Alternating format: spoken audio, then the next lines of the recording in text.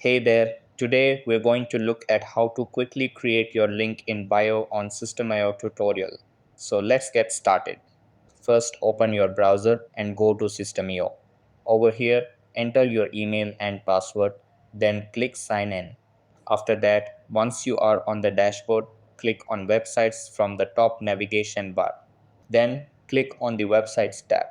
Over here, click on sales funnels. After that, select the funnel where you want to create your link in bio page. Then on the left hand panel, click add step. Over here, choose the page type link in bio. After that, select a template that matches your brand. Then click edit page to customize your links, text and visuals.